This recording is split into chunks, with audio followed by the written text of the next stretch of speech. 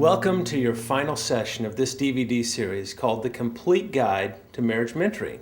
We're your hosts. I'm Les Parrott. And I'm Leslie Parrott. And right now we're reading our script off a really nifty device called a teleprompter. Les, why don't we get a reverse shot and show the people at home what it looks like? That's a swell idea, Leslie. The script rolls right up the screen, and all we have to do is follow the lines, read, and presto, we've created a perfect scene. Pretty neat, huh? Yes, it sure is. However, we rarely use teleprompters because it sounds so scripted, so perfect. It's just not real. Speaking of scripts, we haven't seen this script before right now. Honest, we haven't. Our producer, Mike, made us read it sight unseen to make a point. And if I might take this moment to say that Mike is a delight to work with. He's so creative. Now I'm reading your lines. I'll say, and cute too. I think that should really be from you.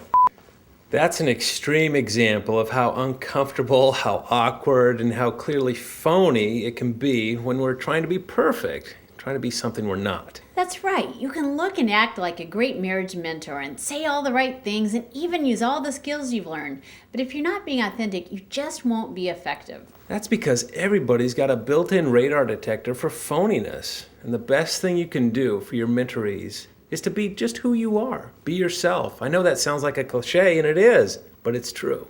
Let's just model what a good relationship looks like. Let's just say, I want you to see how Karen and I interact, because it's sometimes we're goofballs and sometimes we have a little bit of a spat with us. But, the point is that we really have committed ourselves to really work on our relationship.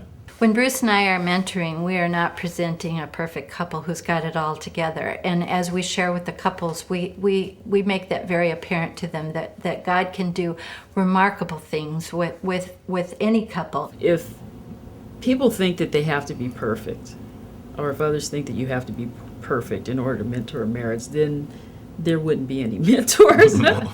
They see our parenting. They see where we fall short. They see when we're not seeing eye to eye and not communicating, and we're able to say, oh, well, that's something we better talk about.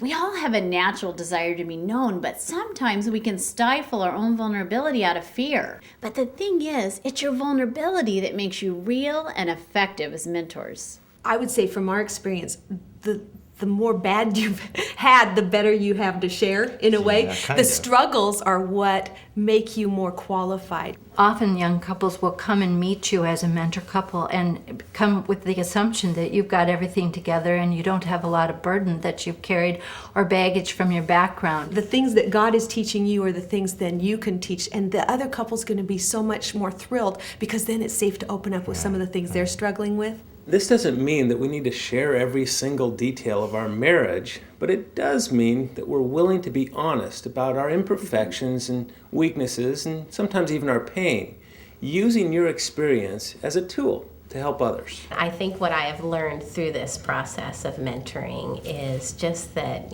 God uses that. He uses us where we're at, in our brokenness, in our struggles. And there's freedom for me in that. And being yourself is also about developing your own mentoring style.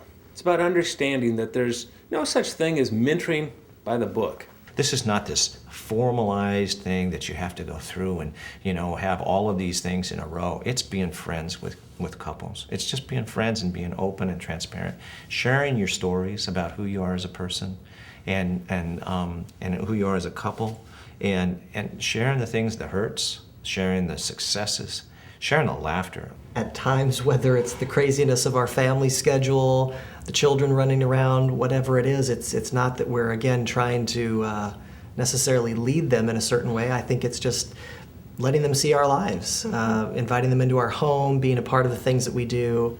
So what about going with the flow? What does that have to do with mentoring? A lot. It means that your job as a mentor is as much to discover as it is to create. Of course, you're going to have a structure of some kind in which to do your work as a mentor, but you don't want your structure to inhibit where your mentorees might want to take you.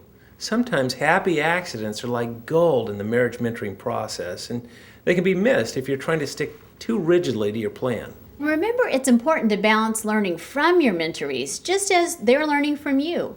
Mentorees, most of the time, know even more than you do about what territory they need to explore. Sometimes we get together with our couples and we think that we have a certain agenda that we're going to meet the goals of that night, and we discover that something very different has gone on in their lives that week. I felt like it was good to have a plan, but then to be, not to be stressed if it kind of went off in a different direction. We start off asking questions in the direction we want to go, and something will come up, and we'll kind of look at each other, and we'll say, Let's go. Let's go. We would take off on that and say, hey, tell me more about that particular thing. And then the subject would generate a lot of conversation. It's about them. It's not about us. It's about what their needs are and how we can best help them. It's also important to take into account their maturity level. If you're feeling impatient with them for not practicing something you suggested, it may have more to do with their maturity level than their willingness. Sometimes as mentors, we have to let go of our personal agenda too. Maybe we want them to have a date night or balance their budget just like you do. But what if they don't? Going with the flow means being able to let go of expectations when it's called for. And above all, remember that just because you don't see changes taking place on your time schedule, this doesn't mean there isn't progress being made. Often the slowest progress is the longest lasting. We want to be in relationship with them and show them that we're here for them. And sometimes that looks that way for a long period of time, and then maybe, months down the road, then they feel comfortable saying, we're really struggling with this in our marriage and want to talk about it. And I think that we've then established that foundation with them so that they feel like they can come. We'd like to leave you with one final thought. In a moment, you'll see some words on the screen. Whether you're watching this as a group or as an individual couple, we want you to read out loud the paragraph that's on your screen.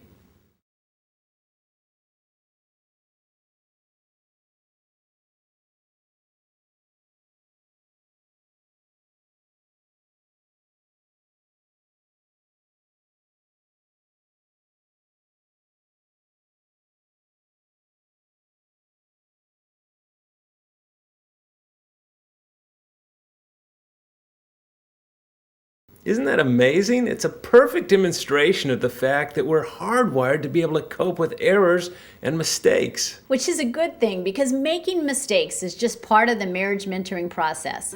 Mentoring effectively doesn't mean we're going to do it perfectly. The best part is being authentic about your imperfections, your flaws, and even your mistakes is what can help you become great marriage mentors.